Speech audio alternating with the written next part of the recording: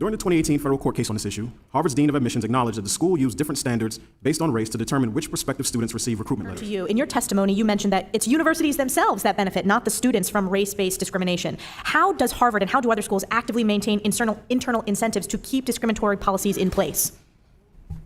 Well, what I meant by that is that oftentimes universities will particularly focus, for instance, on the incoming class, the freshman class, and talk about how diverse it is. And part of the reason is because they want to receive the social benefits that come with being able to say, look at all the black and brown students we have. But again, there's a lot less emphasis on the graduating class.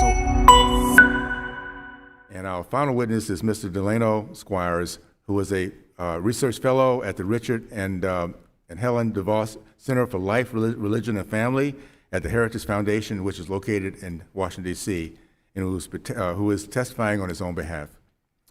Good morning. My name is Delano Squires, and I'm a research fellow in the Richard and Helen DeVos Center for Life, Religion, and Family at the Heritage Foundation. I would like to thank Chairman Owens, Ranking Member Scott, and the subcommittee for the opportunity to testify this morning. The views that I express in this testimony are my own and should not be construed as representing any official position of the Heritage Foundation. The predictions of gloom and doom in a world without racial preferences resonate with some people only because affirmative action has been debated for over 40 years, but is still largely misunderstood. For starters, racial preferences were most common at highly selective universities like Harvard, Yale, and Stanford that admit less than 10% of their applicants. They were less common in schools like Virginia Tech or the University of Missouri that admit well over half of their applicants. During the 2018 federal court case on this issue, Harvard's Dean of Admissions acknowledged that the school used different standards based on race to determine which prospective students receive recruitment letters. The university ranked applicants using an academic index comprising SAT scores and grades. These scores were broken into deciles, where the first decile is lowest and the 10th is highest. Harvard's own student data prove the school's two-tiered recruitment efforts were reflected in its admissions decisions. For instance, a black student in the 4th decile and Hispanic student in the 6th decile had a higher chance of being admitted than an Asian student in the 10th decile. In the words of Justice John Harlan, the lone dissenter in Plessy versus Ferguson, our Constitution is colorblind and neither knows nor tolerates classes among citizens. In respect of civil rights, all citizens are equal before the law. The Supreme Court struck down the use of racial preferences in college admissions because they subjected Asian and white students to higher standards than their black and Hispanic counterparts. But what of the claim, held by many progressive commentators, that eliminating these policies will return America to a pre-civil rights era of segregation and discrimination? It's simply not true. The highest performing black applicants at Harvard have close to a 60% chance of being admitted. And for legacy black students, that number rose to 99.9%. Put simply, no selective university is turning away black students with the top grades and test scores. The main issue regarding race and enrollment at Harvard is that 75% of black and 57% of Hispanic applicants are clustered in the bottom 3 deciles, compared to 16% of their Asian American and 24% of their white peers. The solution to this problem is higher performance at the K-12 level, not racial preferences at the collegiate level. Pity and paternalism do not lead to equality. Equality cannot be enforced through mandates or quotas. It cannot be declared through fiat or executive order. Any other policies that apply different standards based on race in order to achieve demographic representation only reinforce inequality, because it is impossible to lower expectations and raise performance at the same time. If we want to cultivate a truly diverse college campus that passes constitutional muster, we must pursue several long-term strategies at the K-12 level. First, promote and advance education choice, specifically through options like education savings accounts, which have been implemented in Arizona, Arkansas, Florida, Iowa, North Carolina, Utah, and West Virginia. Second, local policymakers should create pathways for gifted students to receive progressively challenging work in school, as well as specialized education programs outside the classroom. Third, we need to focus on one of the most important drivers of educational outcomes: family structure. Decades of research have strengthened the conclusion that children raised in homes with their married biological parents have better academic and behavioral outcomes than children raised in any other family arrangement. But today, 40% of American children are born to unmarried parents, and 23% live in single-parent homes, the highest rate in the world. Any attempts to improve education outcomes, whether on a K-12 or post-secondary level, must include changes in policy and culture that encourage marriage and strengthen families. This is why some schools are looking for ways to incorporate the success sequence into the classroom. Students need to know that people who finish high school, secure stable employment, and marry before having children have a single-digit poverty rate by their mid-30s. The takeaway for politicians, policymakers, and pundits should be clear. A student's family, home environment, study habits, and school quality play a much larger role in determining their academic outcomes than their skin color. Public policy should reflect these facts, not be used to socially engineer outcomes in ways that violate basic constitutional principles. Thank you very much for your time and attention. Thank you, Mr. Squires. Mr. Squires, could you comment on that? I mean, this idea that somebody's view of the world is based on where their ancestors came from and that they're a monolith. Could you comment on that? Sure. I mean, it's unfortunate that we have taken that perspective. This is one of the reasons why I believe, quite frankly, many black conservatives are easy targets in the media, is because the moment they say things that sort of the progressive left don't agree with, they're attacked. Is that part of the problem too? Is this a pretext design to force people of a certain ancestry to allow them to be promoted based on their ideology? I mean, I can think of an example that I have heard of in my own life in just employment, where somebody was a person of color, let's say, and they were therefore educated that they should have a certain viewpoint because they're of that ancestry. Is that part of the motivation here? A very quick answer. Well, I'll say this in general. I do not define diversity as having people of different skin colors who all think the same. So to the extent that post-secondary institutions want to promote diversity, I think diversity of ethnic background is fine, diversity of region, but it's particularly diversity of thought. I think those should be their goals, and not just the color composition of the classroom. Thank you. Mr. Squires, I wanted to turn to you. In your testimony, you mentioned that it's universities themselves that benefit, not the students, from race-based discrimination. How does Harvard and how do other schools actively maintain internal incentives to keep discriminatory policies in place? Well, what I meant by that is that oftentimes universities will particularly focus, for instance, on the incoming class, the freshman class, and talk about how diverse it is.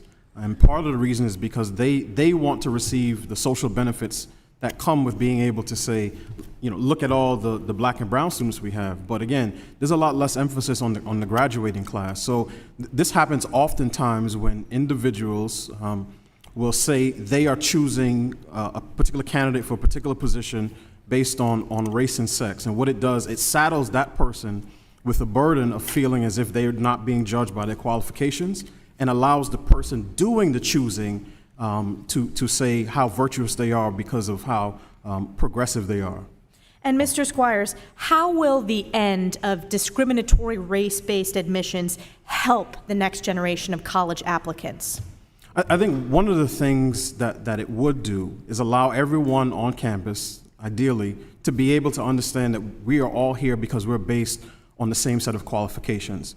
I can guarantee you that if in 2043, the highest performing students on the SATs and in terms of grades were black and Hispanic, no one on the other side of the aisle would say that too many of them are going to Harvard and Yale. So if we believe in equality, it has to be equal across the board, which means everyone has to be judged by the same set of standards. If we want to consider socioeconomic status, that has to be the same across the board. But what we can't do is say, for one group of students, you can come in at this particular bar, and for another group of students, you have to come in at a much higher bar. Thank you. I yield back. Thank you. And I would like to recognize Mr. Squires, we know it's important to provide more than just access to college. Schools should be equally focused on helping students complete college. You mentioned in your testimony that highly selective schools using race-based preferences run the risk of creating a mismatch between the student and the university. How important is it for a student to be prepared to meet the academic rigor of a university, and what might a mismatch result in? Thank you for that question. It's incredibly important, and particularly in the hard sciences. So if you are an engineering student who comes into a school, and let's say you scored a 650 on the SATs in the math portion, very good score, but your peers on average scored a 750, and you're in a class that's taught at 750 speed, physics or calculus, you are going to fall behind. And what some of the research has shown is that oftentimes black students are more likely to major in STEM disciplines at selective schools, but also more likely to switch out of those majors. Mismatch is an issue, but I want to say something really quick. I think part of the problem is that we've adopted in this country a college or bust, and particularly an Ivy League or bust attitude that makes people believe that if you do not attend college or an Ivy League institution, that to some extent you're wasting your life. And I think that is the wrong way to go about talking about higher education. But again, regardless of what school we're talking about or what institution we're discussing, at the end of the day, the admission standards should be consistent across the board and not based on a person's skin color or ethnic background. Oh, thank you very much for that. Squires, I know this has been talked about today, but can you just characterize the difference for us again, between equity and equal opportunity? What is the difference? We use that term equity and what the goal of that is versus equal opportunity. So the way equity is typically used in sort of common parlance is suggesting that people from all different types of backgrounds end up in the same place. But the actual definition of equity is the consistent and impartial application of a particular standard. So the equality of opportunity, again, to me, you're talking about being able to bring people from different backgrounds and, again, subject them to the same types of standards. So for instance, a city may say, we want to see SAT scores improve, so we will provide free testing at high schools across the city. Those types of things provide equal opportunities. Equity is when you turn around on the back end and say, and again, particularly in the college context, and say, okay, we see that everyone is not coming in with the same types of score, so now we're going to socially engineer the demographic balance on the back end. I appreciate that, and I would submit that the focus on equity is perpetuating the harm done from previous years of discrimination and a lack of equal opportunity. Wouldn't you suggest that those who support equal opportunity should also support school choice? Absolutely. I believe school education choice, whether through the expansion of charter schools, vouchers, particularly education savings accounts, has to be one of the highest priorities as we move forward in a world post preferences. But a lot of people like to talk about race as it relates to higher education, but here's how the interaction of race, class, education, and politics actually works today. Black progressives, particularly politicians in the media, will rail against school choice on the K through 12 level, particularly vouchers, oftentimes being supported by teachers' unions. They send their own children to private schools. Right? They summer on Martha's Vineyard, and then when it's time to apply to Harvard, they turn around and cite education disparities in the inner city to justify why their children need racial preferences. So to me, if anyone wants to talk about race and education and outcomes, and they are not for education choice, I think that's a big problem. And I'll submit, I'll make a quick policy suggestion for the committee's hearing. I think any elected official, regardless of their jurisdiction, who stands against school choice should be required to send their child to the lowest performing school in their district. Because if the schools are not good enough for your child, then they shouldn't be good enough for mine either. Well said, Mr. Squires, and I encourage everyone on the committee to support my Choice Act, which allows federal dollars to go and follow the child to the educational opportunity of their choice, or the parent's choice, and it particularly, obviously, is for those who are of lower income. Last Mr. question. Squires, I want to come to you now for a few questions, if you don't mind. In an article that you and your colleagues from Heritage wrote titled Created Equal, a Roadmap for an America Free of the Discrimination of Racial Preferences, it states, quote, ending racial preferences will provide opportunities for policymakers to focus on often neglected factors that contribute to student success. My question to you generally is, what are those neglected factors that you were referring to in your colleagues when you wrote that article? So I believe what we were referring to in our special report that came out after the decision, particularly was around family and family structure. And as I said, the research is conclusive at this point that children raised in two-parent homes by married parents tend to do better on a host of educational and social outcomes, better than any other family arrangement. But for some reason, this is not seen as a priority oftentimes with respect to our policy, and I think it's something that we need to discuss more. And obviously, we can't fix this in one particular generation, but that's part of the reason I talked about the success sequence, so that children, way before they start a family, understand that they have a sense of agency. So if they finish school, get a job, get married before they have children, their chances of being in poverty will be in the single digits. I think it's something that every student should know before they graduate from high school. Yeah, and you anticipated my very next question because I wanted to raise that quote from your testimony because it was astonishing to me to look at that and know that that is in fact a great recipe and a great formula to getting out of poverty is to stay in school, to secure stable employment, to get married before you have children. Those factors are much more prominent than anything else. And so that traditional family environment is so important to raise our kids up and to allow them then to succeed and to do much better than we did. And that was one of the things as I look back on my upbringing that I credit a lot of where I am today to is certainly was not money, certainly was not influence, but it was the stability and the security of loving parents that guided me through that time to understand that my decisions would help me get further in life by working hard and by serving others and by instilling good values in me. Would you agree that that is a good formula ultimately to lead to success in this world? Absolutely.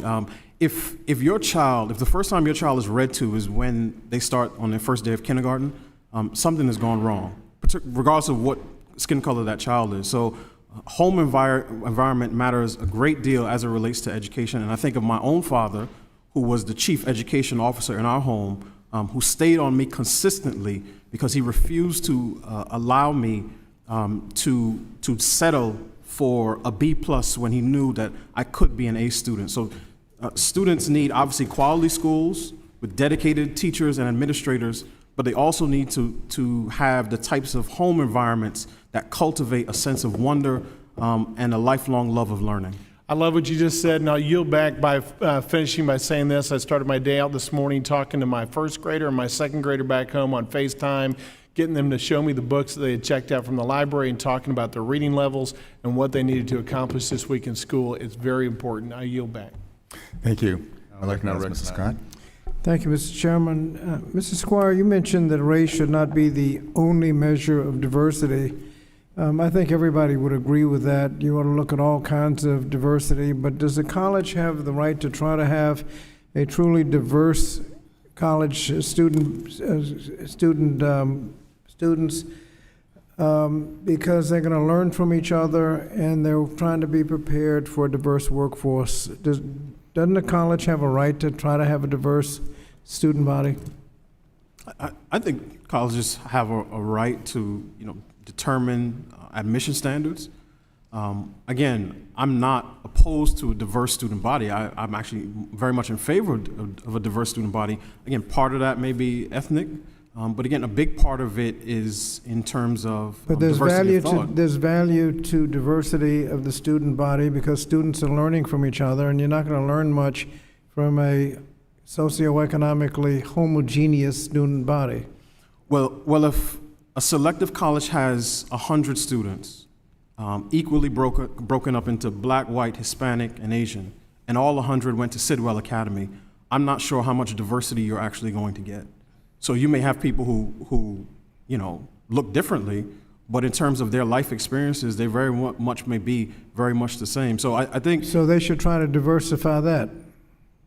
What I'm saying is people on the outside will look and say this is a very much a diverse class, and what I'm saying is the people will look the same. But, okay, you can define diversity, but I think you're trying to say we should have as diverse as possible.